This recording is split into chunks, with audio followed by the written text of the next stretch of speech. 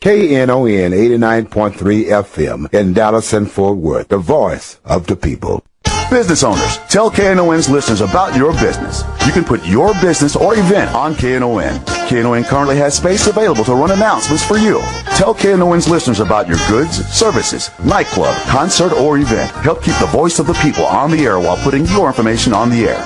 KNON's been named the #1 radio station in Dallas by both the Dallas Observer and D Magazine. Put your business with Dallas's #1 station. Call now for more information at 214-828-9500, extension 227, or extension 233.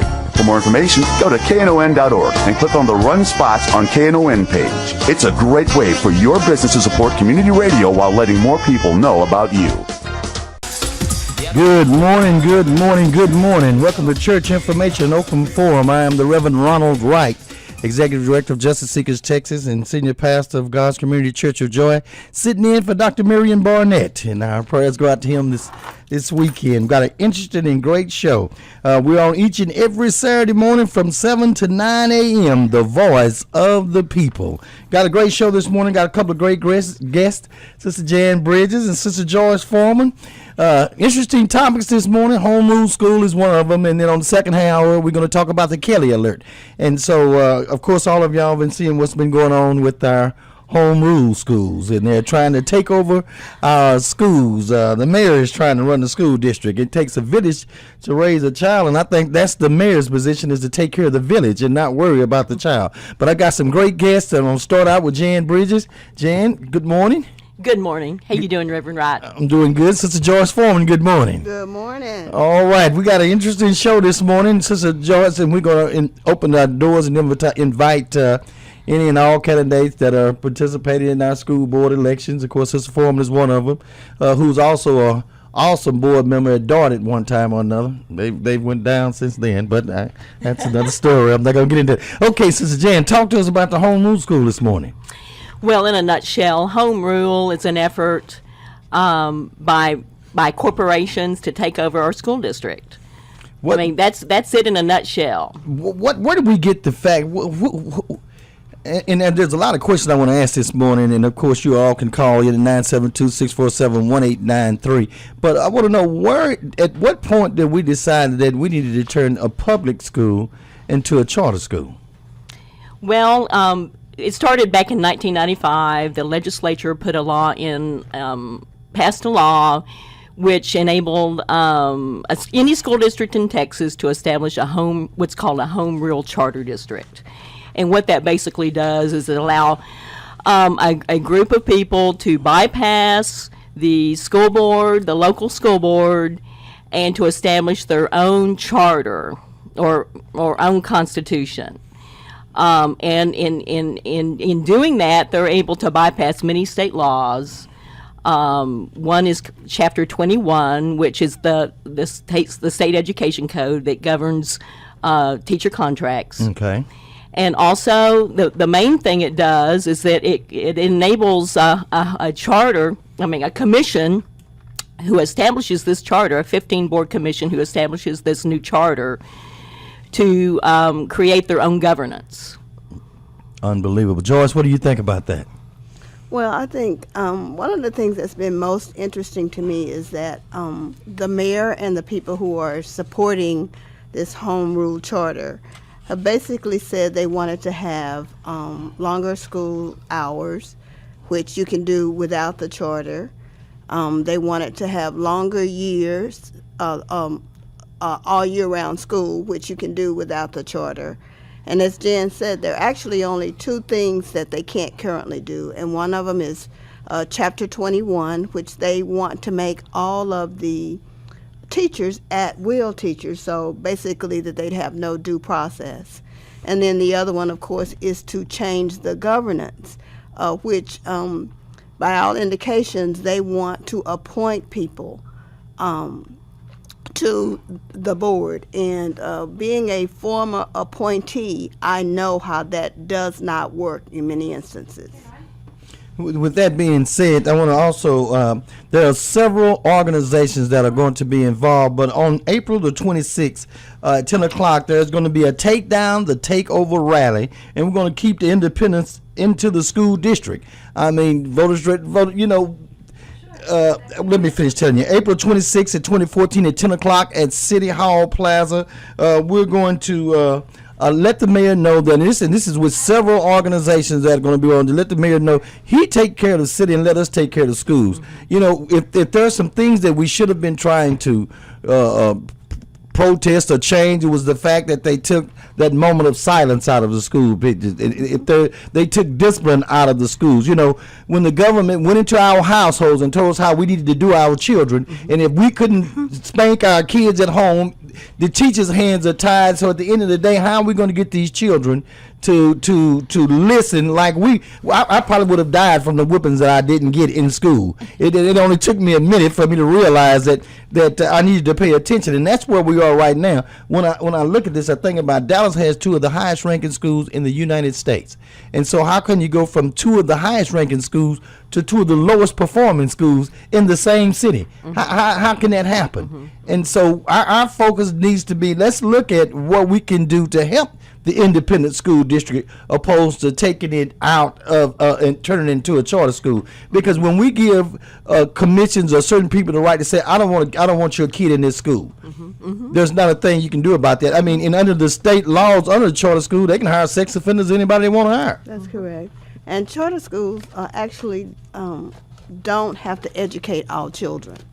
They can, in fact, send the kids back to their home school, which is a part of the ISD. Well, let me ask you a question. If all of the ISD turns into a charter school and they decide they don't want to keep your kid in school, where does the kid go? We don't have an answer to that.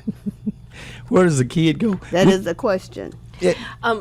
Reverend, basically what will happen is that resources will be taken away from the public schools. Teachers, money, to support these private charter schools. And so, you asked the question, well, what happens to the kids that are kicked out of the charter schools? Well, they will go into the public schools, and the public schools will not have the resources to do what they need to do. I want to continue to talk about this rally that we have several groups like the AFT, the NAACP, CASE is involved, TOPS is involved, LULAC is involved, Justice Seekers Texas is the one that's putting. And I thank God for all of you all in all of these organizations, because silence helps the oppressor and not the oppressed. And so by us not saying anything, next thing you know, they take over our schools. And so we're asking the community to stand up and be a voice and come out to this rally on the 26th of April, which is on a Saturday at 10 o'clock at City Hall, to let the mayor know that let us take care of the children, you take care of the village. If the kids are living in an oppressed, low economy community, what else do you expect for them to do? How do you expect for them to learn anything if mom and dad can't get a job when they're trying to? If there's no grocery store in the neighborhood, while we're worried about plastic bags on the streets, let's worry about putting some people together. Mom and dad, put them to work. Let them go out and pick those trash bags up, and economically, then they'll be able to do something with these children. But I think we got things all backwards. Now, my next question is, what about our political politicians who ask us for support when it comes to election time and voting? Why haven't we heard a word from any of those politicians? Well, I can't answer that, but what I can say is that we can't wait just on politicians to try to do what's right for our kids. We know that and understand that there are three things that keep people from coming to a city or a municipality. They are jobs, housing, and education. And two of those, the mayor has control over. Right. And what we'd like to see the mayor do is actually do what needs to be done. We can't attract young families because we're not getting new housing.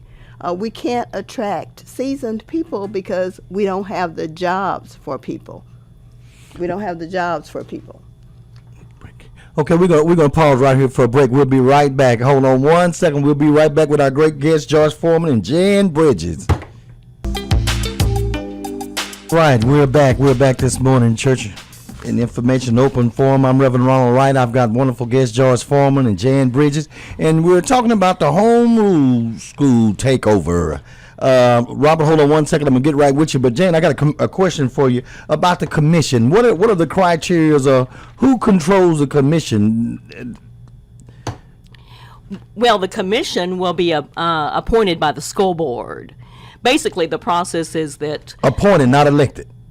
Right. Well, the commission is the one that will write this new charter, this new constitution that will govern DISD. And so they can say we want all the board members appointed, or we want 3 or 4 of them appointed, or we want so many of them to be at large instead of the single member district system that we currently have. We just don't know what they're going to do, which is disturbing. Go ahead, Charles. One of the things that is most disturbing is the mayor has come out and said that somebody is already working on a charter, but he's refusing to say who that is. Well, we went to several of those meetings, and initially they said nobody, that everything was just getting started. Now, there's an indication that somebody's been lying to us. This has been going on behind our backs for some time, and now it's getting to the point.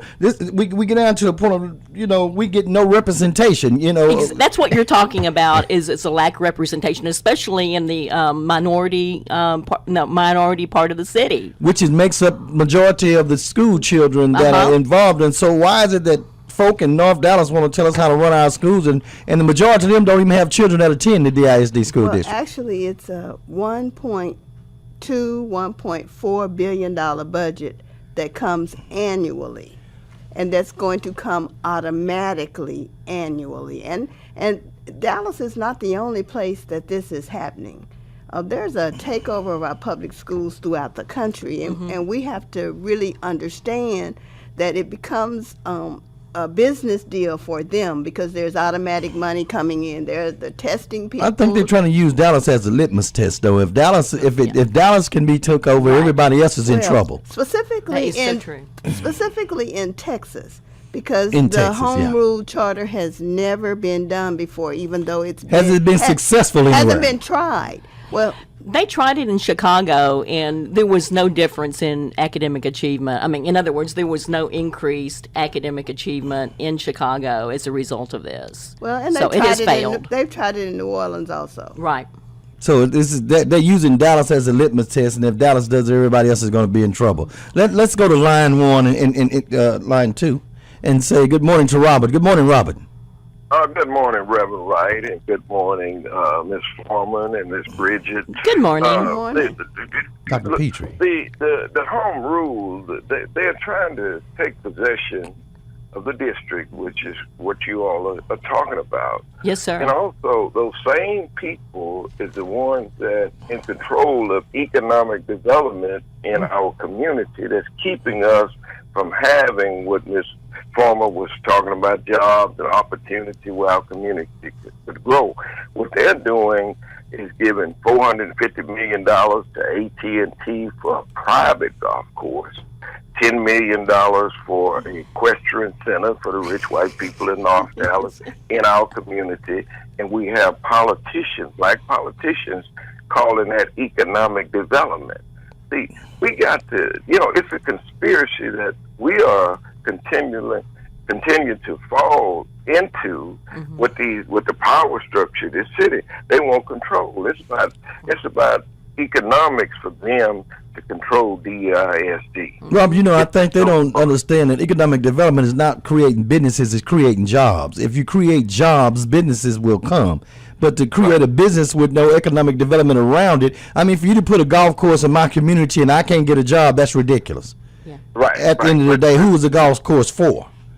Right, and then we they don't have caddies no more, But we got to understand that we have property around UNT, which I'm including myself, that don't even have basic infrastructure in the most valuable land in the city of Dallas.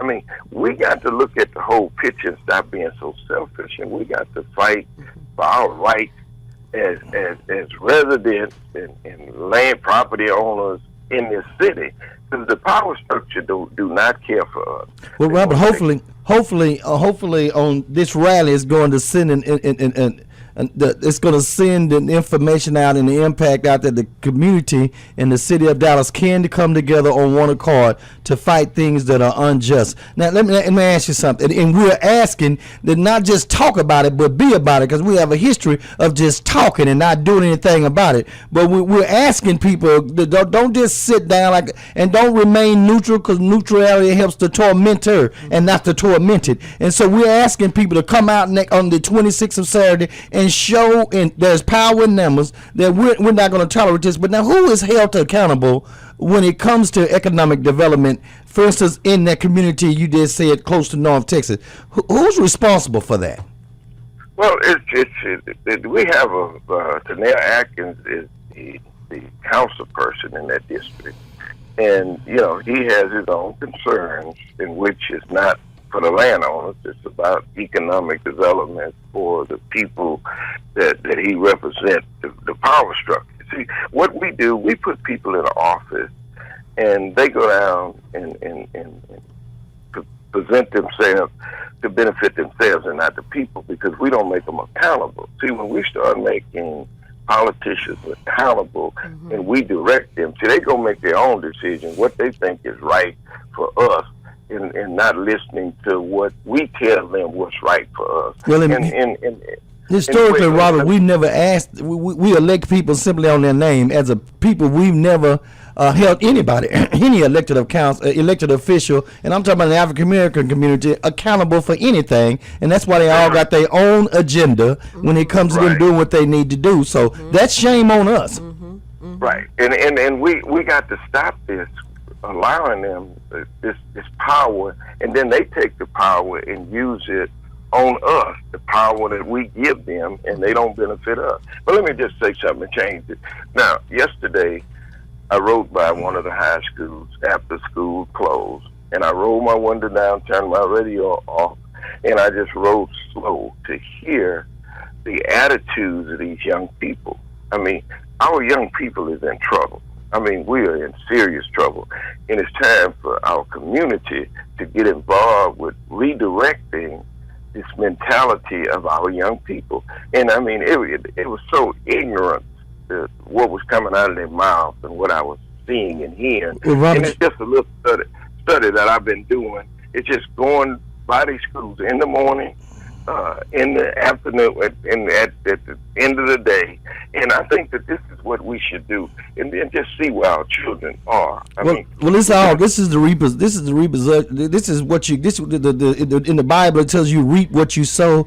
Well, this is what we're reaping, because when you were coming up, there was family, there were parents with the S. Now there's no parents. There's just a parent, and that has a lot to do with it, with what's going on right now. You've divided the household, and it was done economically, and it was done, and so we got to indict several different people on that. But we've destroyed the family, and so the TV raising our kids, the music is raising our kids, and so that, and when you get home and there's mom there, and mom, there's not any, and another thing, there's not any men involved in these educational areas like it used to be when we were coming up. The principal was a man, and we were scared of him because we were scared of dad. But if there's no dad, there's no point of you being scared. And then you can't whoop your kids at home, because if you do, they can dial 911 and the police will come and tell you how you need to raise your kids. So this is a result of what we sowed. We're reaping what we sowed. Right. Anybody? Okay, go ahead. Go ahead, Jed. Oh, okay. The problems that DISD have is mainly socioeconomic, and that's what we're talking about. Families in poverty where you don't have a father. But really, what we really need to be doing is putting more money into the public schools and to support the families, and to support the students, support the parents. For instance, this home rule initiative, they would have the ability with this new charter to eliminate counseling programs for kids. And that's exactly what we do not need to be doing. We need to be putting more resources into helping the students, helping the parents, so that they can achieve. There are some. So, go ahead, Rob. You had just 75 to 80% of our children grew up in a single parent home.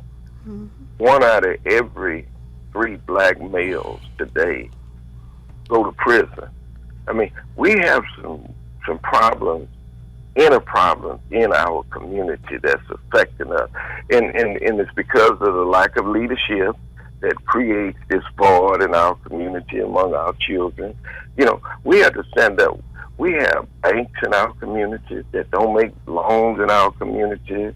Businesses can't go in banks to borrow money to create jobs and opportunity. It's an economic embargo that affects us, where economically we can't get these funds and opportunities that we need, and these children grow up in an environment where they listen to all this music, like you say, in a single parent home, and they being affected. And this is our future.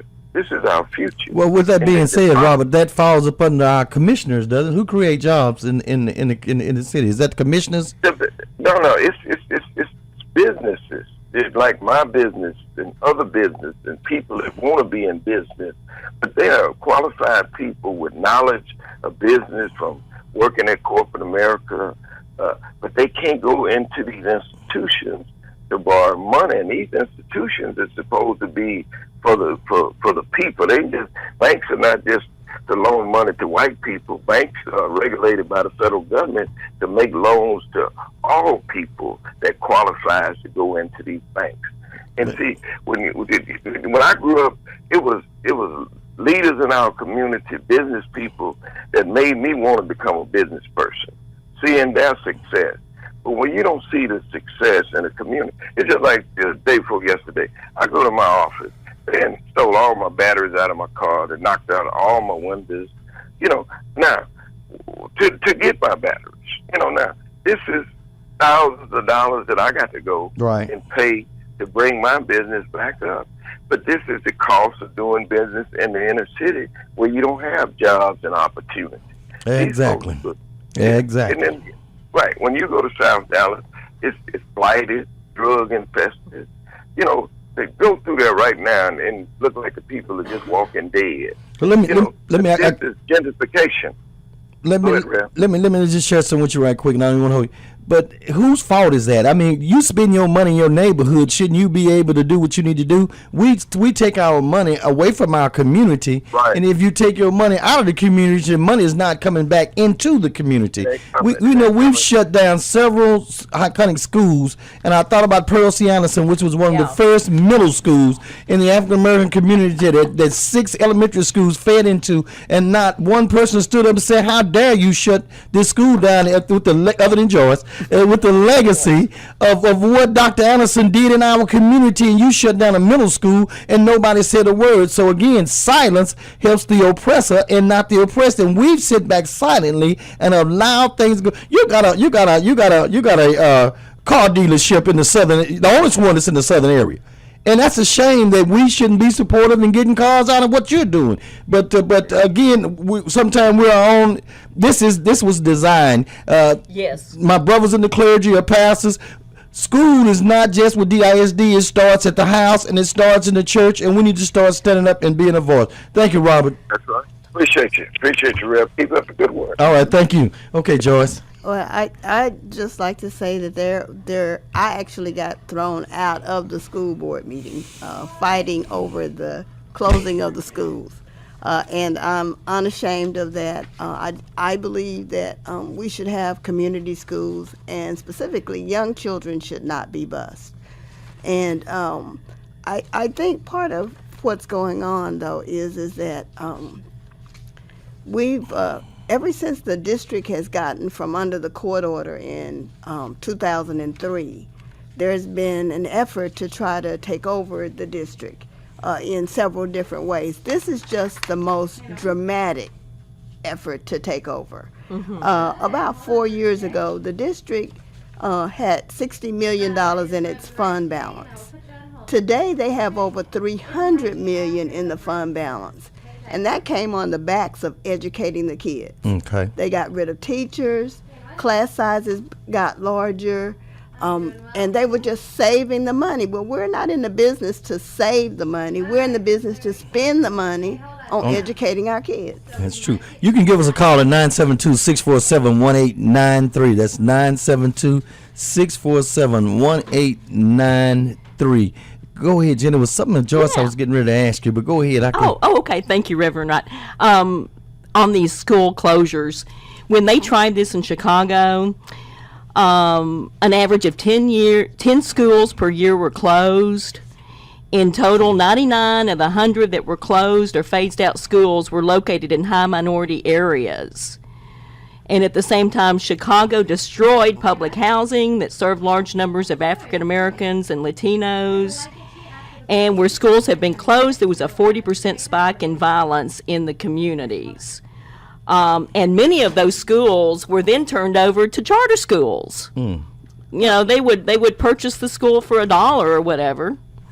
And then turn over to a private, corporation that would utilize that school for their own profit. Again, I can say you can give us a call at 972-647-1893. Coming up on a break, but I want to let you know, even though you don't have children in school, you still need to stand up and be a voice because all of your kids are grown. Because at the end of the day, when you become senior citizens, these children that you don't care about will be running this city. And so you need to be a voice, and not just be a voice, but stand up and take action. We're going to pray and hope that we get 20,000 people at that rally on down at City Hall. I think we're getting ready to come up on a break.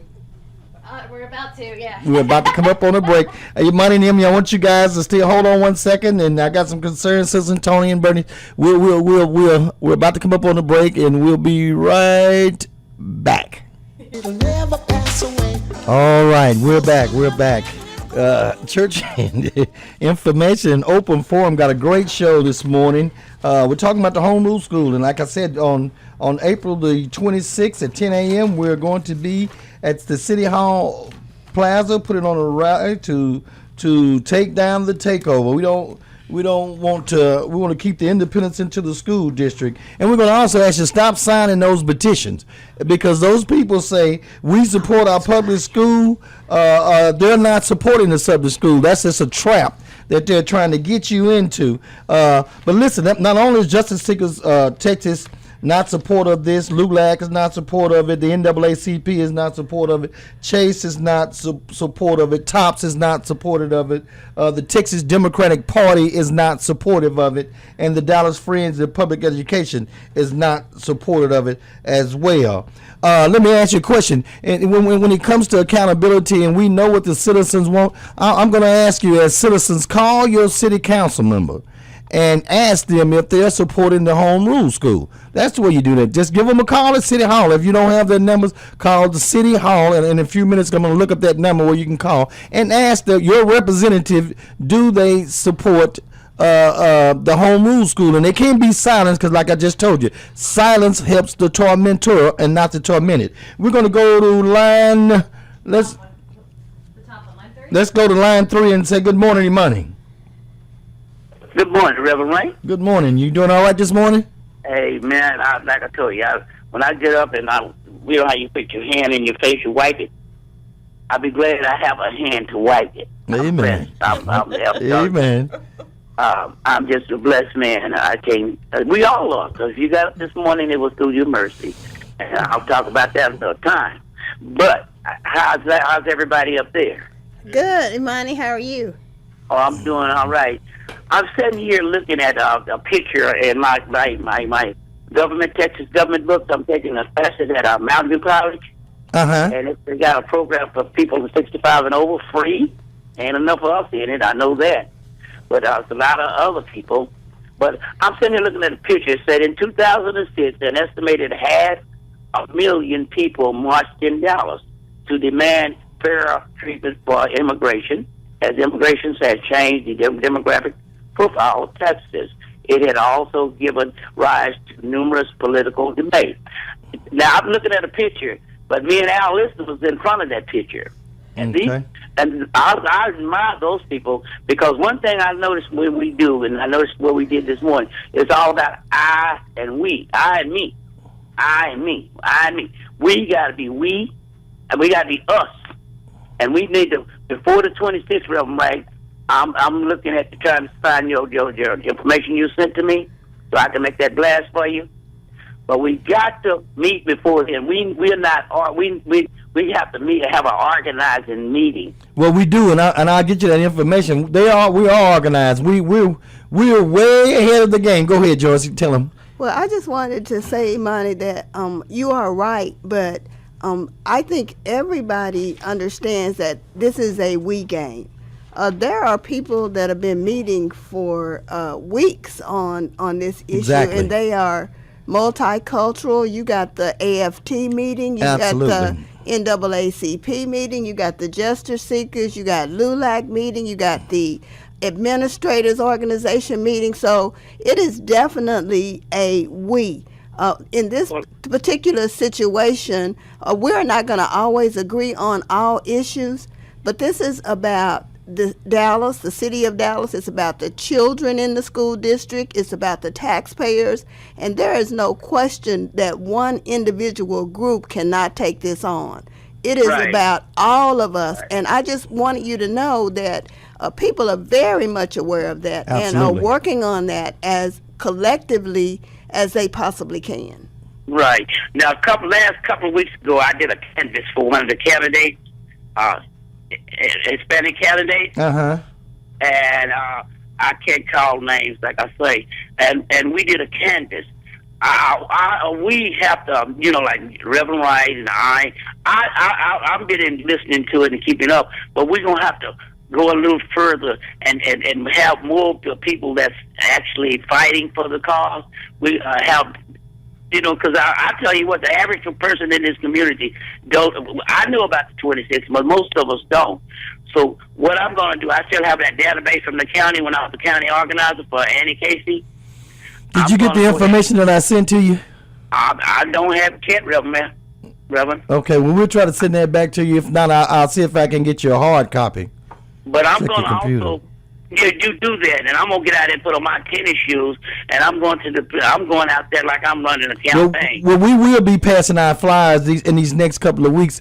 Next week is All Jesus' week, and so we gonna respect that. But the following week, we will be passing our flyers, and so trust me, it's the word is gonna get out. But we don't want just the word out. We want some reactions from what we put out there. We want you to show up and come downtown and be a voice. Reverend Wright. Remember we was downtown in front of the police station there? Yes, sir. Courthouse. we were there, but it wasn't enough of us. But we got to come out at masses, and I'm gonna let somebody else talk. But all I need this morning, I need your website so I can. I found your website, Justice Seekers, but I can't find the other one. Go to Take Down the Takeover. Go to Take Down the Takeover. Take down the takeover. Take down the takeover. Yeah, go to Facebook, and the website is go to Facebook and type in Take Down the Takeover.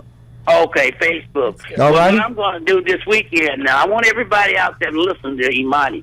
I did a lot of things, but I don't have to be out front. And I don't have to have the microphone because I already know who's judging me, okay? So I want y'all to come out, and this is serious because once they take over, they take over the schools, they stole my little 4-year-old grandson out of that charter school over there, Faith Academy, whatever you call it. Yeah, he can't go back to school no more because he's 4. He said kick and bit the teachers. We don't have no leverage. We can't spank them. We can't whip them. We can't do anything to them. He kicked and bit the teacher. Yeah, they kicked and bit the teachers, they say. But here's the whole key. The whole plan, the design plan is to prison pipeline. Absolutely. Remember that?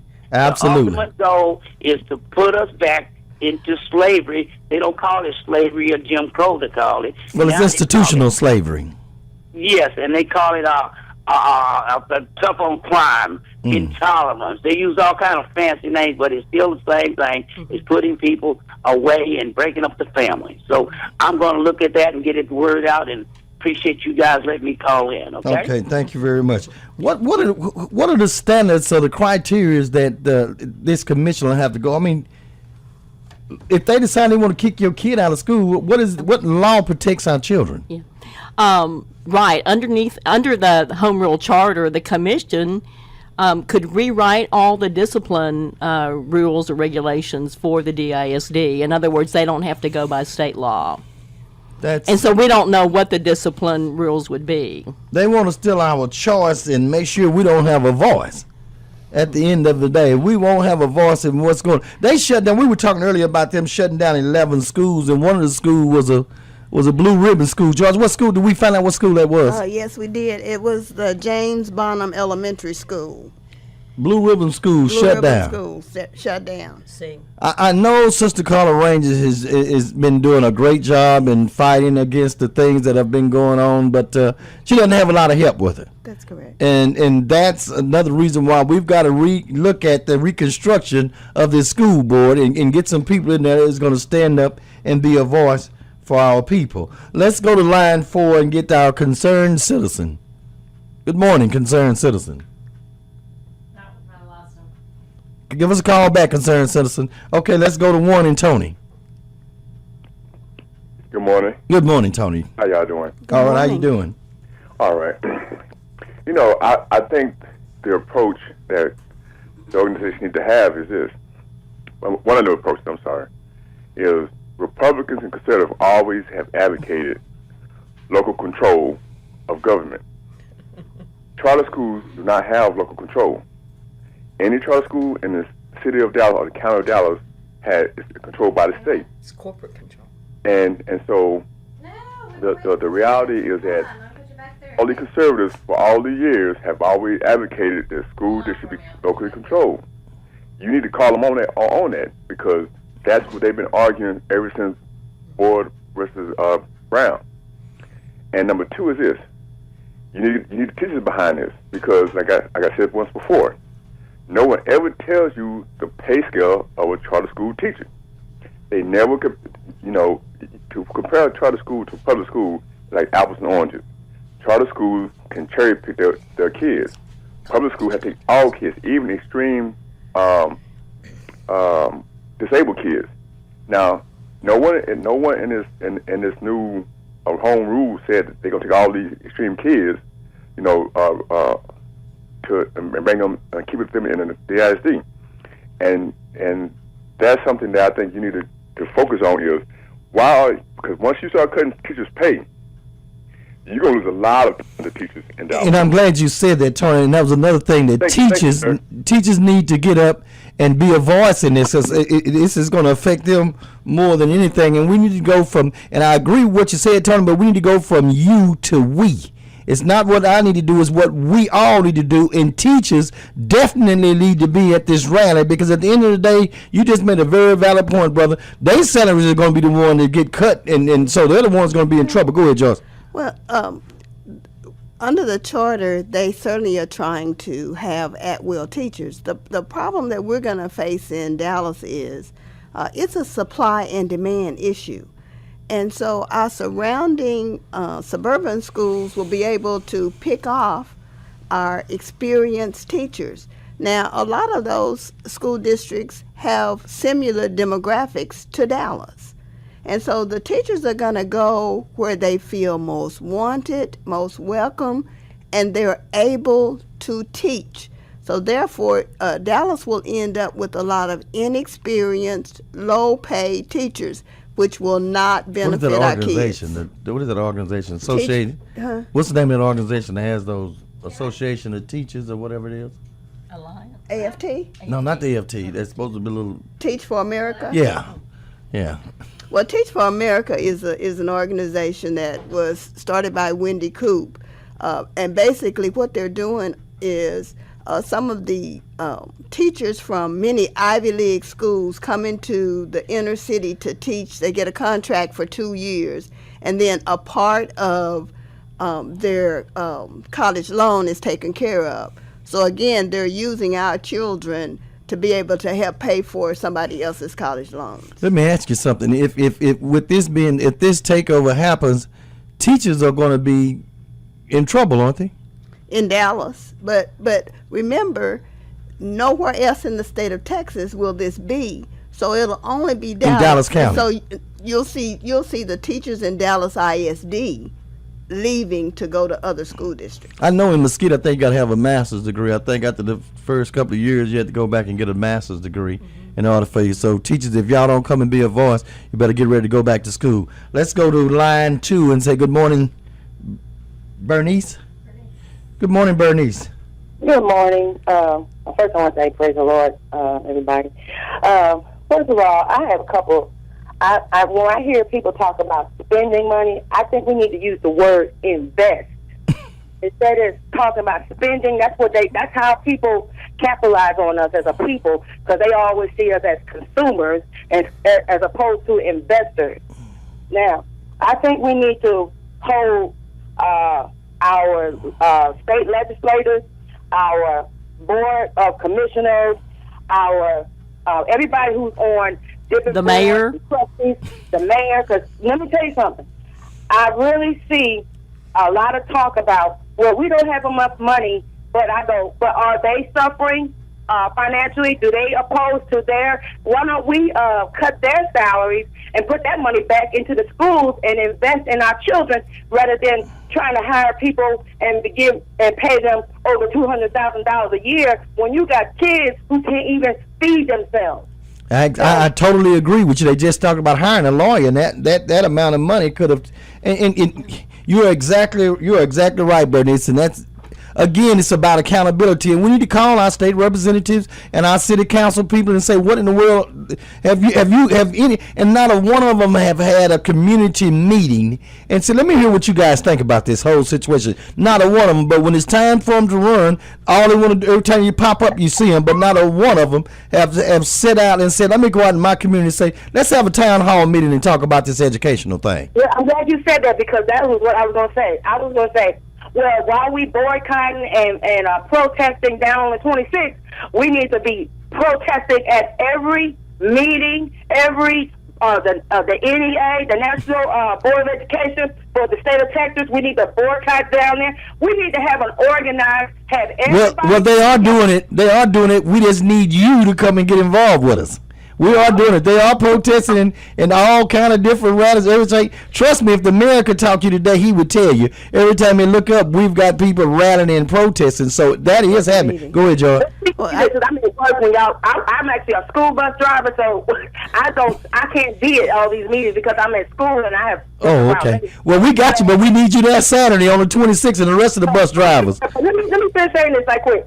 Now, like you were talking about all our constituents who are hired or public service, it doesn't just stop there. We need to bring these people out from the shadows who are working behind the scenes, bring them out so we can see them. And we need to look at books and look at the policies that have been set up and see why are we continually going backwards when we should be moving forward. And then the other thing is these so-called banks, they are behind us, but they're not behind us economically, because when you look at our community, if they say they're behind us educationally, well, why don't we look at the financial aspect? How many stores that look like us, that are in business that look like us in our communities? They are not there. So there's a truth factor here that we need to look at it with open eyes and not close and say, well, they give us, we put our money in their banks. Well, that's a business service, and we've given them business. Well, at the end of the day, at the end of the day, Bernie,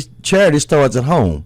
When we start respecting ourselves as a people and start doing business with ourselves, then we grow. Everybody that comes to this country economically grows but us. But how can we teach if we have a generation that was not taught? So you keep talking about charity starts at home, but if you got people who were not raised like you and me. Why was that? A generation of people that needs help. So how did that happen, Bernice? How did that happen? Because they walked away from God. They walked away from the Word of God. They got into themselves. That's what Israel did in the Old Testament. They start worshiping these dumb idols, self-gratification, delay. They don't want to delay anything. They want to be self-gratified. And so Israel had Moses. Who do we have? We have Jesus Christ. We got the grace of God. Okay, and so you think he fell off because we went through a change? Did anybody did your pastor teach your children in the neighborhood? Did anybody stand up and say, don't put crack in our neighborhoods? But we who are the light are supposed to be bringing the word to them, and we help them, not just preach at them, but we give them tools. We help them. We educate them. So have we done that? Tear them down. Have we done that? No, we haven't. Because the fact that you said that, you're saying we have failed miserably. Because like you said, our communities have been quiet. Just like you said, when the first school was shut, I was shocked. I was going, where's the outrage? Where are the people? Where are the pastors? Where are the teachers? Exactly. Where's the outrage? Well, there were some people there and some pastors, but like you said, it's power in numbers. You got to make some noise. You don't just get quiet and say, well, I did it for one day and they still doing it. You got to continue. Just like look at the Hispanic group. They continually push. They get out there and... But let me share something with you. You go from you to they, and it needs to be we. We got a break coming up. Let me hold on. Stay on the line, Bernice, and we'll get back with you. But we want to say you instead of we, but when we talk about everybody else, we say they. Okay, we'll be right back. All right, we're back on our second half hour of Church and Information and Open Forum. I am Reverend Ronald Wright, Executive Director of Justice Seekers Texas. I'm joined here today with Sister Jan Bridges and Sister Joyce Foreman, and we're talking about the Home Rule School. Let's get back to Bernice. Is she still on the line? Good morning again. Okay. And I appreciate y'all letting me share my thoughts. And you're absolutely right. It should be we. When I was sharing, I was talking about the fact that we see everybody else fighting for their rights. They got their agenda. Animal rights got their agenda. But we as a people, we used to be on the forefront. What happened? Now because we had put all our eggs in one basket, depending on Dr. King.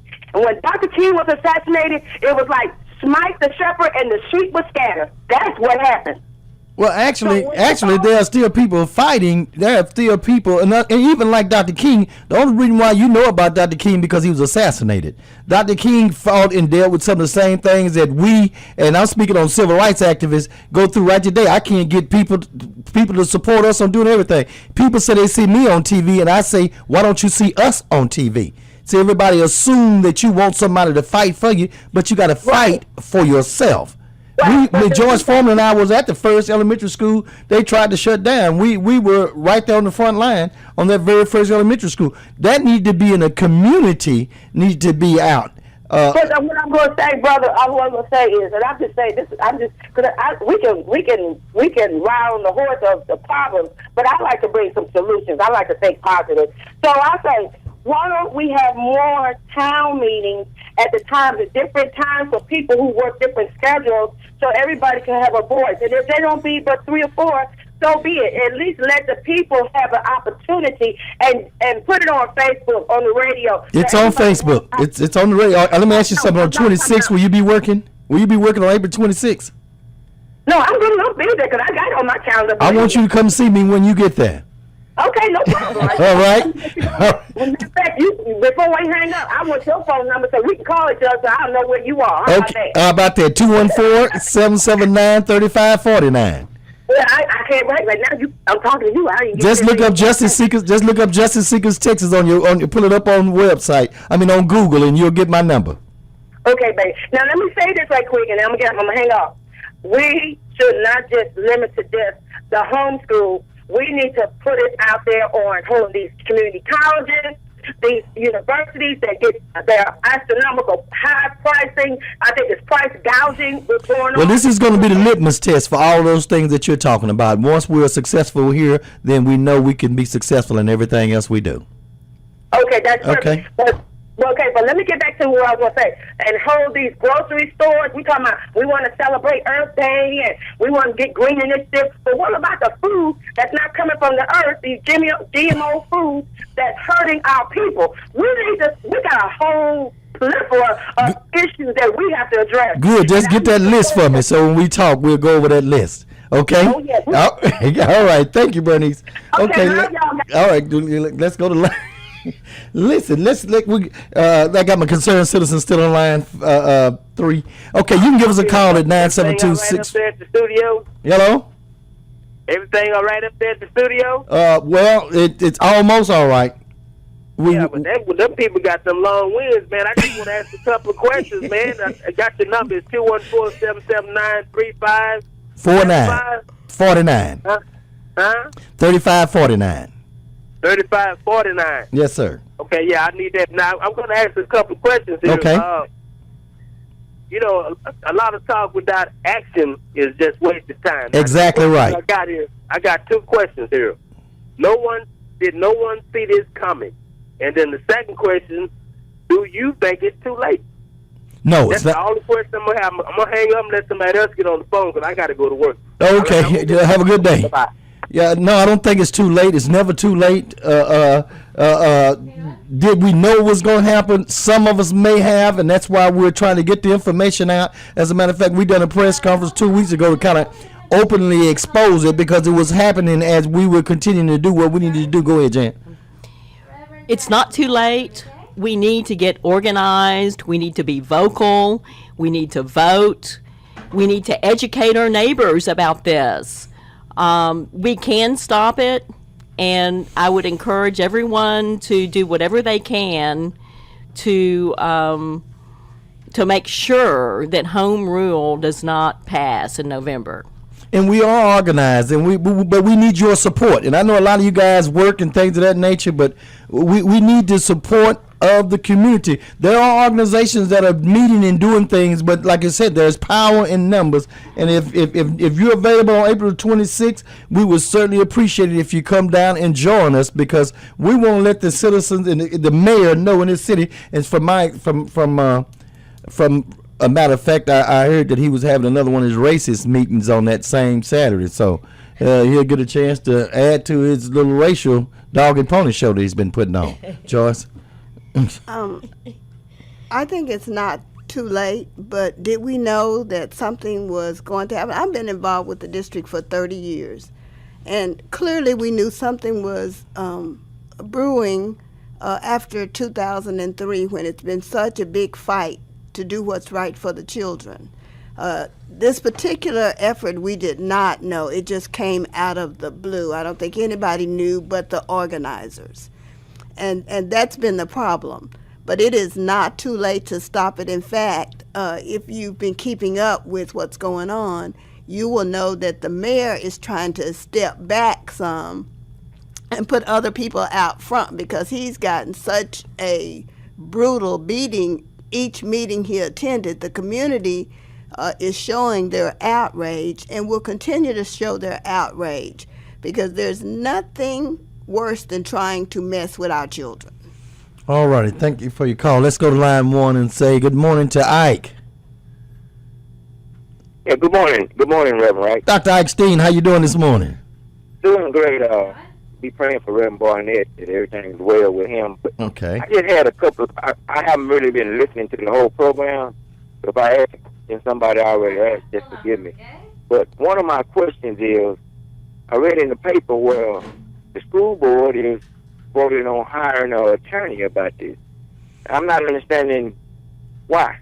You know, why are they hiring an attorney, and what is his role supposed to be? Is he trying to look into it and see what the legalities are? Or is he for it? I mean, because I also read in the paper. Good question. In the same article is that they have been the guy that's organized this, the chairman of the support up schools, the guy that's the chairman of it, he made a statement that when they have these meetings in private with lawyers and businessmen, they don't get such a backlash like they do when they invite the public.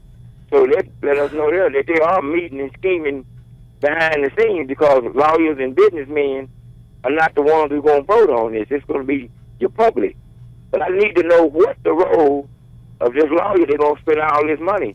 And I hang up and let somebody answer that. Okay, that is a good question. Is the lawyer, and I'm not sure, is he to break down the home rule schools to see, is he pro or is he against it, or what is the purpose of that lawyer for that amount of money? Well, my understanding of the lawyer that they're going to hire is that he is going to advise the district of the legalities. Now, what I do know is that a majority of the board members are saying they are not for home rule, which I think is a step in the right direction for us, because this board usually goes along with whatever.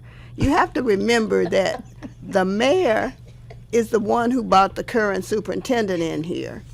The mayor is a part of two PACs, which is Educate Dallas and Dallas Kids First, which actually have given money to every every trustee except Carla Ranger. And so the mayor had control of the superintendent and control of the board.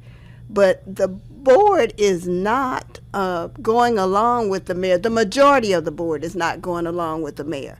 And what we have to really be clear on is that there's one board member, Mike Morath, who basically researched and got all of this home rule started. And my concern as a citizen is when the board goes into private session and speak with the lawyer, he should not be in that room. Exactly, that's a conflict of interest. He should not be in that room, and we're going to have to do something about that. That he's a part of the Three Blind Mics. Oh yeah, he shouldn't be in there. It is a conflict of interest. The mayor made a quote that you got right there, Jan. Go ahead and read that quote out to him again. The mayor was quoted as saying, quote, "We've got to disrupt our school system." And this is your mayor saying we got to disrupt our school system. And he's responsible for the city. But he's worried about the school system. Mm-hmm. What do you think about that? Well, I think that it's possible that they want to change the governance where the mayor is in control of the school district. Well, now, and if that's the case, what is he going to do when he's out of the office? Because he won't be mayor forever. So who's responsible for the school then when he leaves? Mm-hmm. It'll be whoever you elect. And whoever you elect as mayor. And so how do we know how educational, how do we know if they have any knowledge as far as education, how to handle budgets and things of that nature? We know the mayor has, it's about money. In regards to what anybody says is about money. It's all about money, and this organization that is putting forth this home rule charter, none of them are educators. None of them are educators. But yet they want to take over the school. Now from my brothers in the clergy, we need to educate, and I know I've got some pastors that are for the home rule school, but why I'll never know, because the majority of them and the majority of our city council were born and raised and went through DISD public school. And if you're saying that they were unsuccessful, then we should be shocked for putting you in the position that you're in. The same way with our pastors, it's about our children, and we are held accountable as well. I deal with my children in my church on a daily basis and making sure they're going through what they need to go through as far as disciplinary and the whole 9 yards, making sure they're educated, get them involved in things. So as pastors, you can't shame on you if the mayor can buy you off. You know, I know that at one point there was a group of us that didn't want to pay their loan places, but eventually we found out that the mayor was the one that brought those things to our city, and yet we supported him as a mayor. So you can't straddle a fence. When you do, that shows your credibility is zero. Okay, let's go to line 2 and talk to Reverend Jackson. Good morning. How you doing, Rev? Good morning, Pastor. You doing all right? I'm doing all right. Hey, look here. I mean, you're on point today, but man, the district is already it's a mess right now. And like you say, a lot of folks are blaming pastors and churches. We're out here doing what we're supposed to do, but people look at smaller churches and don't consider it. They only consider the big names. And those are the ones that you would have your biggest issue with, because they want to be out there seen. If I can't be out front, I don't want to have a part of it. Exactly, Pastor. Exactly. And the thing is with our kids, it's about our kids, and if we don't try to help save them, we are lost. But it not only affects the kids. What about your maintenance workers, cafeteria folks? That's right. That's right. All of this is going on. Now, when they have these rededication services of these new buildings and things, they will spend anywhere from $250,000 to $300,000 to spruce up the building for the superintendent to come out, and he doesn't even show. They give a contract. They give a contract to the, and I know this group that's doing this. They give them a $2 million contract just to bring new shovels. Right. And he never showed. So what is that? That could be money for books. Exactly. Educate the kids. You know, Pastor, I'm about to get ready to go on a break, but I want you to hold on. But as I worked in the school for years, and I realized there's a lot of social issues that are going on at home with these children, and like you said, it could be books. It's kids that don't eat until they get to school. Right. And I know where you are, and I'm in that same neighborhood, and it's an issue. But we just got to keep right on fighting. Well, I appreciate you, Pastor. We hope to see you there with us on the 26th of April. I need to see some awesome men of God there, and I hope I see you there. We will be there. All right, we'll be right back. We're on a break. We'll be right back. All right. We're back. Church and Information Open Forum. I am Reverend Ronald Wright, Executive Director of Justice Seekers Texas, Senior Pastor of God's Community Church of Joy. Had an interesting show here today, and we're educating people on the home rule school.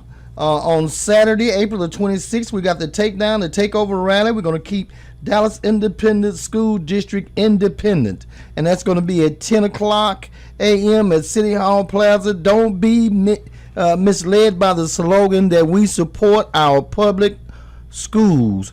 Home rule. Don't sign those petitions because they're trying to trick you. They want to steal your choice and make sure you don't have a voice. Okay, we're going to go to our lines. And are we at James now? Whichever one's on top. Well, we did Reverend Jackson. We're going to go to line one, and my Sister Wallace is after James. James, let's go to line one. James. Yes, good morning, Reverend Wright. My prayers are you and Reverend Barnett and all. We support you from down here in Palestine, Texas, and I think if a lot of people get involved, like you're saying, go to these school board meetings, school campus committee, get involved with these committees, district-wide campus committees, PTA, PTO, and stay abreast, these things wouldn't come up on us so easy. And if we love our kids, we definitely would involve ourselves in our local government every day, not just, November, May, or something of that nature, or when something threatens our doorstep. But I appreciate the sacrifices that all of you are making. And something I want to pass on to you here. Okay. Down the street from Palestine, Texas is Elkhart, Texas, 9 miles from us. Today at 12 noon, the Reverend Nathaniel Brown from the Reverend Al Sharpton chapter, National Action Network, will be here. He's coming out of Galveston, Texas. And he's inviting the Palestine, Anderson County, Elkhart residents to come and voice your concern. Whatever that injustice is, he wants to hear about it. No peace, no justice. So that's going to be happening at 12 o'clock today, 9 miles south of Palestine, Texas. I plan on being there, being involved, and I've been putting up posters and everything, keeping people abreast. And I won't be able to make it on the 26th. I'll be working with a group down here, but my prayers with you, and whenever I can, I'll be traveling toward Dallas to support you in any way I can. All right, thank you very much, Brother James, and we encourage everybody to go out and support you down in Palestine and the things that you're going to. Thank you very much. All righty, James, what is it going to take, Joyce? What is it going to take for us to stop the petitions from being signed and allowing this trickery to go on? Well, I think that we have to educate folks out there so that they will not sign the petition. And while we're on the topic of the petition, these people that are getting signers to the petition are not even informing those that are signing it what they're signing. I went to the strip shopping center the other day, and the young gentleman said, "Sir," he had to support the school district T-shirt on, and he said, "Sir, would you like a sign?" I said, "You support the school district?" He said, "Yeah." I said, "That's not true." I said, "This is about the home rule school. Are you aware of that?" "Yeah." I said, "Well, you're not supporting the school district." And so one of the customers signed it, and after I told him what it was about, he was outraged. He said, "Man, he never said that to me, and I wanted to read the petition. It said just sign it." So don't sign anything that you can't read or they don't want you to read. Let's go ahead, Joyce. There are a couple of things. This effort reminds me of the Trinity Toll Road. When they came out with Save the Trinity. Mm-hmm. And many of the petition gatherers are actually not from here. They're just in here basically trying to make money. So it's all about money for them. But I'd like to also mention that the NAACP has put together an affidavit for people who signed the petition and realized that they made a mistake in signing the petition. To withdraw their signatures from the petition? Yes, so they can withdraw their signatures from the petition with an affidavit. Because a lot of people are being misled, and as they found out, they've been misled. They felt they had no recourse, but there is a recourse. Good. Speaking of NAACP, on line 3 is Sister Juanita Wallace, and we're going to hear from her because she had some great things. Sister Wallace, are you there? Yes. Good morning. How are you? I am doing great. How are you doing this morning? Great. Good. I want to just take a minute to speak to a couple of issues that were brought up. First of all, we are going to make sure that we continue to call this home rule school charter district. Right. We got to put the word charter in there because what they're trying to do is change it to a charter district. And if anybody knows about charter districts, that's a no-no.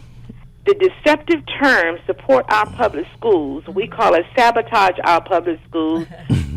Some people even call it SOPs. Right. They're sopping up the independence out of our private schools.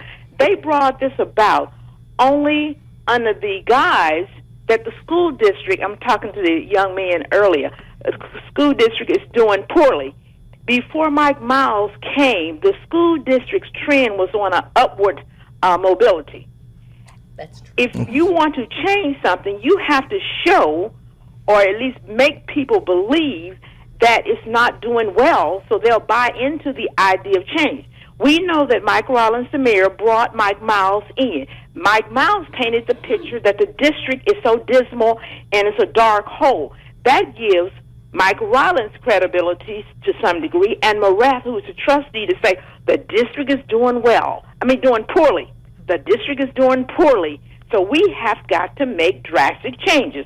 So with that being said, they pull out a law that's from 1995, home rule charter school, and with that law, they are looking at implementing things in this school district that we have never seen before. But unless you read the law, you'll think, oh, well, maybe it's okay. But if you think about it, all the things that they're talking about doing can be done with the school as it is. Exactly.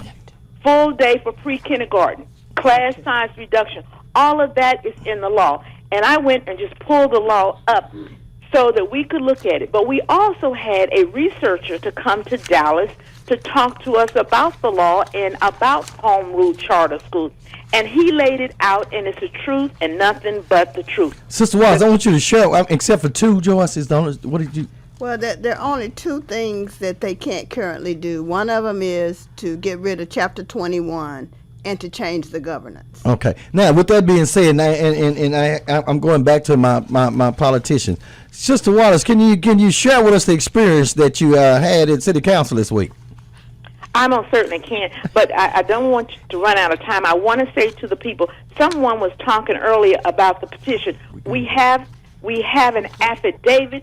If you sign that petition, audience out there, if you sign that petition and you were not given all of the information to make a sound decision, you can reverse that decision with an affidavit. We have the affidavits. We will send it to you.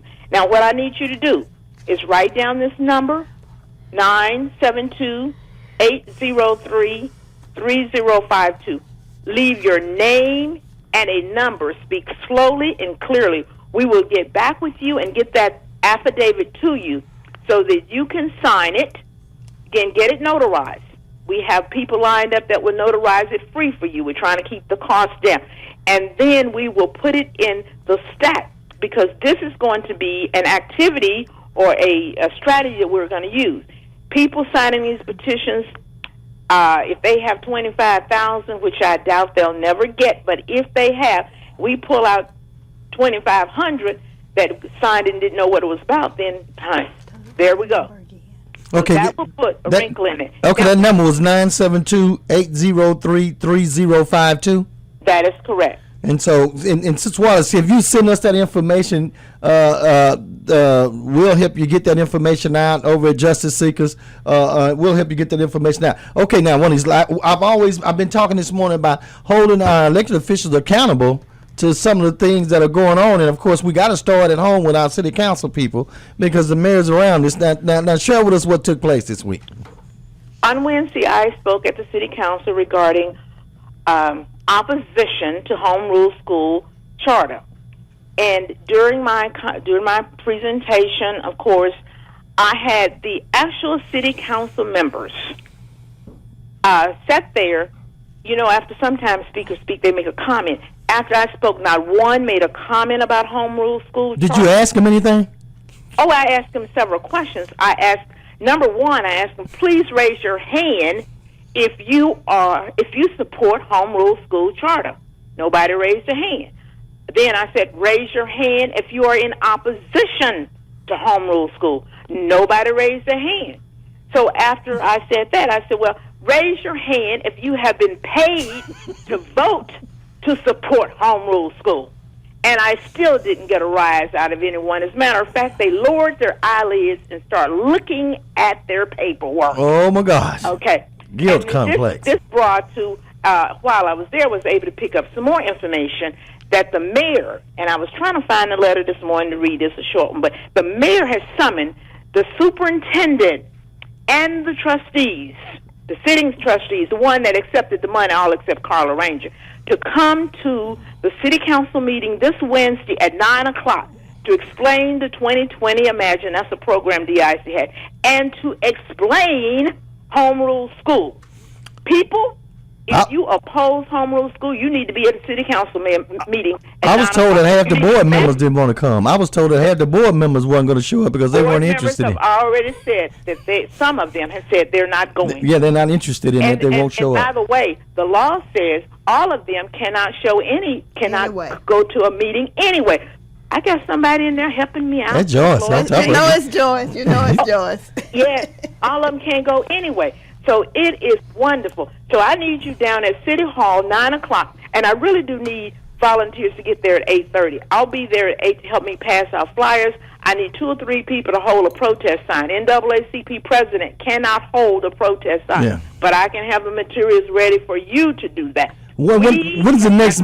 Everything we can to stop this train. Okay, when is the next meeting we're going to have as a coalition meeting? Where is that going to be? And share that with them.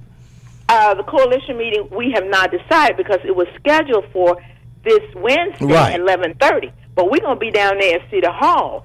I got an email last night, so we will have to reschedule the coalition meeting. Okay. By the way, people out there, we have a coalition of NEA, FLT, NAACP, CP, Justice Seekers, 3 or 4 LULAC groups and everything. Our coalition is multiracial, multicultural. Absolutely. And we are reaching out to everyone that wants to be a part of this and say, we are not going to sit by and let this school district be privatized because you know that's about the money.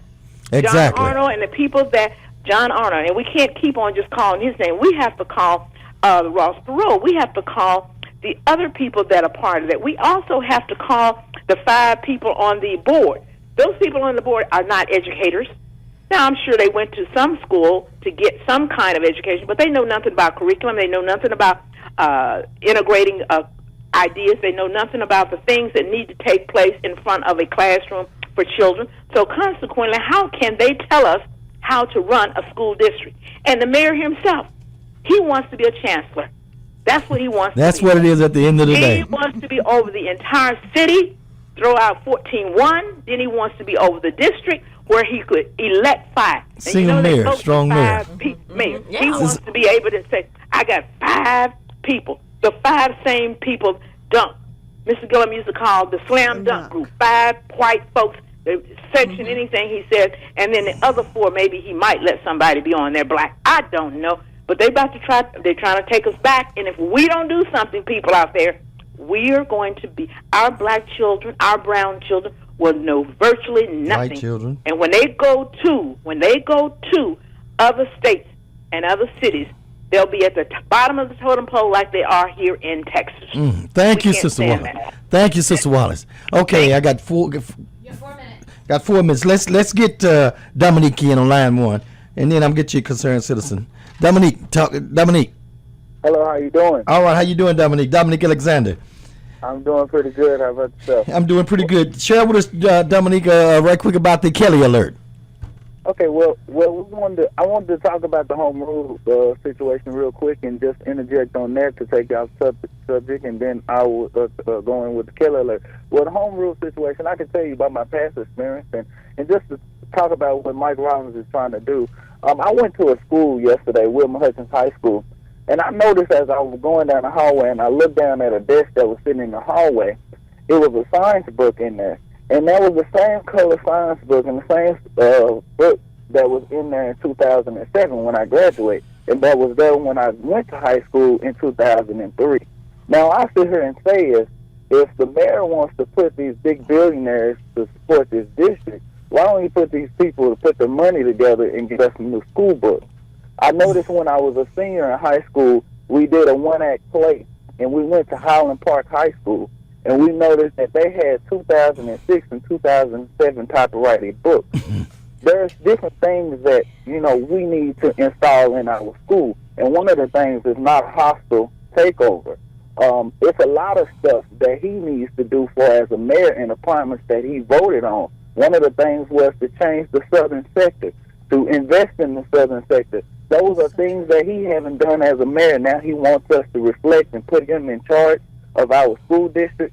Not going to happen, Mr. Mayor. Dominique, I need you to educate those young people like you, because you're the next generation that's going to take over, and you definitely need to get that information out to them. And we certainly want you guys to be there on the 26th. You're going to be one of the speakers, and Dominique's going to thank Sang there. He's an awesome singer. He's going to sing. I'll put you out there in. Okay, come on, talk to us about the Kelly alert. The Kelly alert is a bill that the Texas Justice Seekers and the Kelly Alert Foundation is trying to get our state representatives, local politicians, to vote into law for a petition. It was based off of the thing that happened to our local young lady, Delisa Kelly, that went missing on the 7th, and her family was pleading for 3 days, and the police did not start looking for her until after the 10th or the 11th. So what we're trying to say is, with the Kelly alert, so be real quick, what we're trying to say is the first 24 to 48 hours, when a person is an imminent threat to their life, men or women, and their family or whoever call on their behalf, this is not a missing person thing. This is a situation where they need to respond and act upon at that moment. Because in this case right here, there's enough information to say that Delisa actually passed away after Monday. So if that is true, and the medical examiner stated that or whatever, that means they had a whole weekend to look for her. And about time on that Sunday, that's when the news media released the paper into the news in the next morning. So that means once they got all that heat on, whoever had her got all that heat and saw that they was actually looking for her on the news, they went ahead and did this horrible thing. So what we're trying to do is get the Kelly alert in the conjunction of the Amber alert and the Silver alert for children and elders. What we're trying to say is when people are in an imminent threat to their life, they're not a missing person. They're not a person that you just push off. And the current law right now states that after it's a 24-hour thing. And then after the 24 hours, they don't even have to take the case. They have a choice. So what we're trying to do is in the first 24 hours, if a person is in imminent threat, we're trying to get this bill passed. There's several ways that you can sign a petition. You can email us at KellyAlert, KELLEYALERT @gmail.com, or you can go on my Facebook page, Dominique Alexander, DOMINIQUE, last name Alexander. You can go on there, and the link is on there. You can go to change.org and type in her name. You can sign the petitions there, and I believe you can go to, Reverend Wright's office. Yeah, Justice Seekers, Texas. And get a petition there. Please support us on this. This can happen to anybody. All righty. Thank you, Dominique Alexander. Thank you. We'll be right back. We're going to take a short break, and we'll be right back.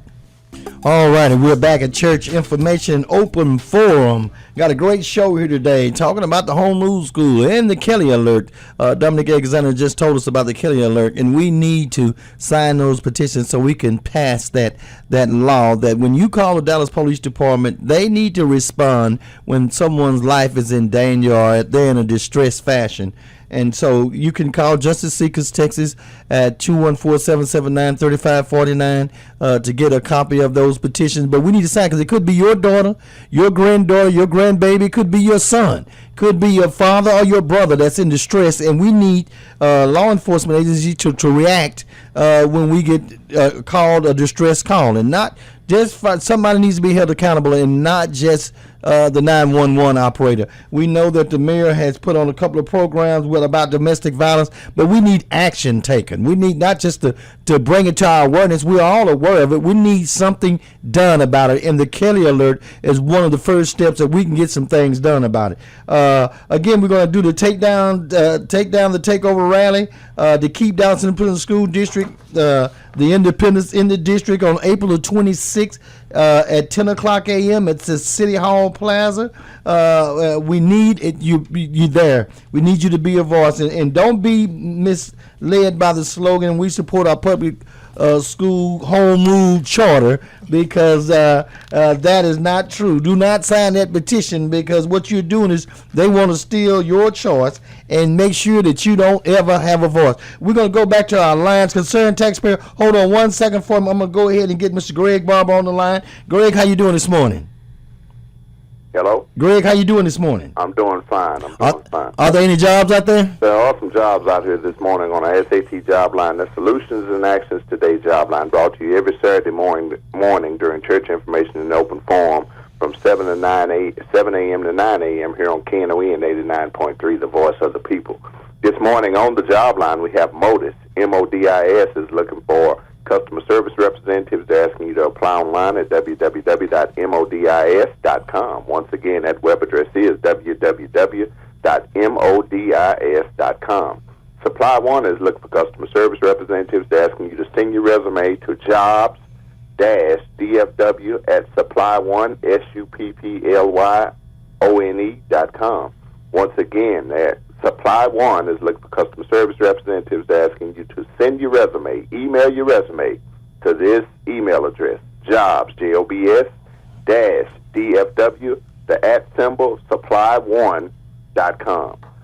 NFI Industries is looking for customer service representatives. They're asking you to apply online at www.re13.utilipro, ULTIPRO.com.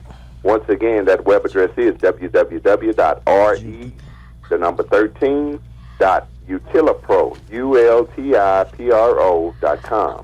NCH Corporation is looking for production personnel. They're asking you to apply online at www.careers.peopleclick.com/careers with an S. Once again, that's NCH Corporation is looking for production personnel. They're asking you to apply online at www.careers.peopleclick.com/careers with an S. Uline is looking for customer service representatives and warehouse personnel. They're asking you to apply online at www.uline.com. Once again, that's Uline is looking for customer service representatives and warehouse personnel. They're asking you to apply online at www.uline.com. If you are a child-loving, energetic individual and would like to work in a daycare setting, the number for inquiry is 972-290-4995. If you are a patient, child-loving, and energetic individual and would like to work in a daycare setting, the number for inquiry is 972-290-4995. If you are a person affected by addiction and need assistance with your recovery efforts, or an ex-offender trying to make their transition back into mainstream society and need assistance with job search, the number for inquiry is 214-634-2722. Once again, if you are a person affected by addiction and need assistance with your recovery efforts, or an ex-offender trying to make their transition back into mainstream society and need assistance with job searches, the number for inquiry is 214-634-2722. Today is a good day if you're looking for a job to find one. Let me repeat that. Today is a good day if you're looking for a job to find one.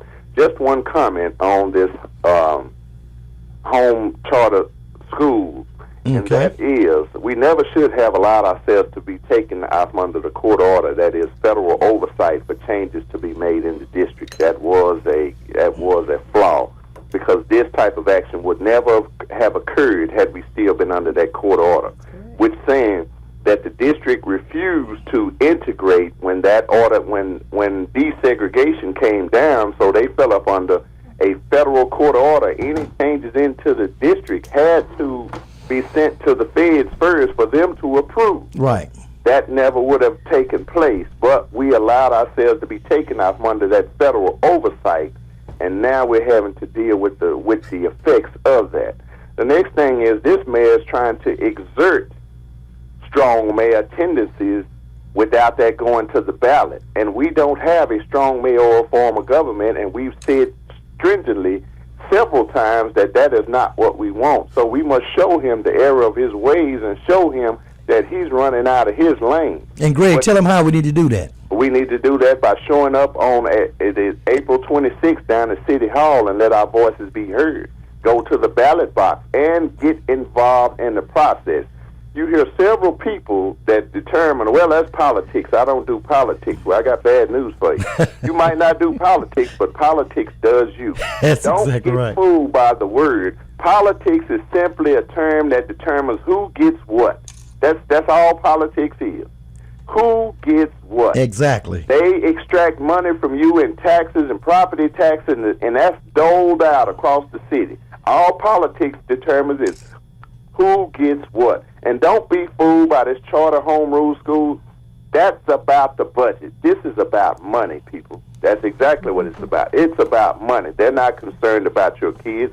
All of those kids, charter schools get to pick and choose who they want. You might live across the street from a charter school, and they don't have to take your child. That's they get true. to pick and choose who they want. Those children who might have special needs and all, guess what? They're not going to take those. They're going to tell you to go to a facility that's better prepared. And they're not advertising that, Greg. They're not telling everybody that side of the home rule schools. That's right. Charters. That's right. But people wake up. Wake up. The public school right now, if your child lives across the street from any school or is within their district, they cannot keep your child from going to that school. That's right. We need to improve what we have. Don't go for the old okey doke and this old switcheroo and be run amok and buffoon. There you go. Be there on April 26th at City Hall. Let your voices be heard and show the mayor that his concerns pertain to City Hall and not DISD. We elected him to be mayor of the city of Dallas and not president of the school board. There you go. Thank you very much, Brother Greg Barber, and thank you for all the work that you do and contribute to helping young men and women get jobs out there. Oh, no problem. Okay, let us go to line 4. No taxation without representation. How can you take our tax money and tell us we don't have a voice? And there are several issues that are going. Greg made a great point. The strong mayor. We've said that the mayor is trying to take over and make this a strong mayor, and he's going to if he's buying off the right people, he very well could make that thing happen. Let's go to line 4. Miss Sister Barnett. Okay, all right. Concerned taxpayer. Hold on one second. You the next caller. Let's go to Sister Barnett. On line 3. Hi, good morning. How are you? I am good. How are you? I'm great. Thank you so much for sitting in for Pastor Barnett this morning. How's my pastor doing this morning? He's fine. Pastor is fine. He's doing fine. He's out of town today. He's out of town this weekend, but yes, and we appreciate you sitting in for him. And I just wanted to make a quick comment. I know your time is running out. I need you to call me too, so I can get your number back in my phone. Okay, we'll do. You still got my number, don't you? I'll give it to you when you get through. I'll get it to you when you get through. Okay. And I just wanted to say really quickly, we want to encourage everyone to go to the website and like the website, Take Down the Takeover. That's very important. Go to that website and like it so that we can spread the word. This is an effort to help spread the word about the rally on April 26th.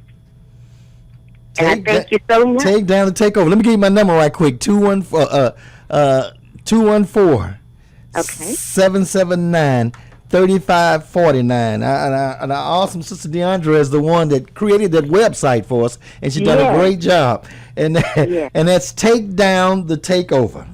And so you guys go to the website and be a voice and chime in on it. But I think it's just one, and call me later so I can log you back in my phone. I've been trying to call you. 779, that's 214-779-3549. Okay, got it. Thank you so much. Just everybody like the web page, like that site, like it. Good deal. Thank you, Deandra, for doing what you did for us. All right. Okay, let's go to line 4, concerned taxpayer. Hello. Yes, sir. Well, I was just calling just to give some, what I believe is some background information. Okay. And it deals with the statute that the Home Rule Charter District that they are trying to move under has a provision in there. It was enacted in 1995. Right. It had a provision in there that required pre-clearance by the Justice Department under the Voters' Right Act. However, last year when the United States Supreme Court struck that provision down, that gave the green light for this group and other groups to move forward on this initiative because they know they are not required to get pre-clearance from the Justice Department regarding the negative possible impact that it can have on minority voters and on representation from the minority community. So Dallas is the first one. Those people in other districts in the state of Texas should not feel comfortable because they will be next if this goes forward. And that's my, I just want to provide that background. All right, I thank you for that information. Thank you very much for that information. And so all you all just heard what all the rules are. Okay, let's go, Joyce. What do you got? Well, the pre-clearance from the Justice Department is based on if the governance changes. The other issues can still go forward, but it's only based on if the governance changes. So that means if they take away our right to vote for an elected representative and want to appoint all of the representatives, then they would have to have pre-clearance. And we expect that there will be a change of governance. I mean, I think that's probably one of their main motivations for pushing this. Okay, let's go to line 2. Get Al right quick. We're running out. We're getting ready to close up. Okay, Al. Good morning. How are you all doing? We're doing good. How are you doing, sir? I'm fine. I'm ignorant on politics, but I do know one thing. All this mess that's going on, it is Republican GOP backed. That very well may be true. It is true. All this mess is from the GOP, as quiet as it kept. They love to stir up mess. I asked the good Lord, I said, Lord, are there any good Caucasians out there? And he told me, yeah. And I said, well, good Lord, where are they? I said, I went out and voted. I voted for who I thought had some backbone, but they just turned out to be a bunch of punks and sissies. Well, Al, charity starts at home, and so, we got to be a voice, and we got to be strong as well. We can't depend on other people to fight for us if we don't fight for ourselves. And so you got a better pew. It's it's a whole lot of weak of us, and that's where it starts. Charity starts at home. We got to quit being punks and weak and be a voice, and then other people will be a voice for us. This is true. With us. Well, see, God is going to, he's going to have to anoint somebody like he did Martin Luther. I have respect for Sharpton and Jesse, but they need to get rid of that Reverend. I would call you Reverend first before I call these two jokers Reverend. And that's just my point of view. Well, you know what, we've got somebody. God has given us Jesus, and he's still in control. And it's just because I guarantee you, if Martin knew what was going to take place, he wouldn't have went out on that balcony. Because especially after what we have done since his death, we've totally turned our lives around. But I appreciate you and thank you for your call. Yes, sir. Okay, Joyce and Jan, I really appreciate you for being here. You want to give us a closing? Well, I'd just like to say to the listening audience that we have to be engaged excuse me, and we have to stay engaged because one of the things that they do is that they distract us and take our attention away from the issues. And so I'm hoping to see all of you at the rally on the 26th at City Hall at 10 o'clock, and let's take down the takeover. Okay, Jan? Ditto. Okay. With that being said, again, we definitely want to make that announcement. There will be a rally held on April the 26th, 2014. It's going to be at 10 o'clock at City Hall Plaza. We don't need y'all to be misled anymore to the slogan of support our public school home rule charter. And we need you to stop signing those petitions. They want to steal your choice and make sure that you don't have a voice. I want to thank our producer, Liv, for doing what she's doing. If you guys ever want to go to a great church, Heavenly Joy is right there on the corner of Masters and Bruton, where our pastor is Dr. Marion Barnett. And, of course, I am Reverend Ronald Wright, pastor of God's Community Church of Joy and executive director of Justice Seekers, Texas. With that being said, we got to be a voice because, again, silence helps the tormentor and not the tormented. And remaining neutrality helps the oppressor and not the oppressed. With that being said, we thank you and we'll see you next week. KNON 89.3 FM in Dallas and Fort Worth, the voice of the people. Business owners, tell KNON's listeners about your business. You can put your business or event on KNON. KNON currently has space available to run announcements for you. Tell KNON's listeners about your goods, services, nightclub, concert, or event. Help keep the voice of the people on the air while putting your information on the air. KNON's been named the #1 radio station in Dallas by both the Dallas Observer and D Magazine. Put your business with Dallas's #1 station. Call now for more information at 214-828-9500, extension 227, or extension 233. For more information, go to KNON.org and click on the Run Spots on KNON page. It's a great way for your business to support community radio while letting more people know about you.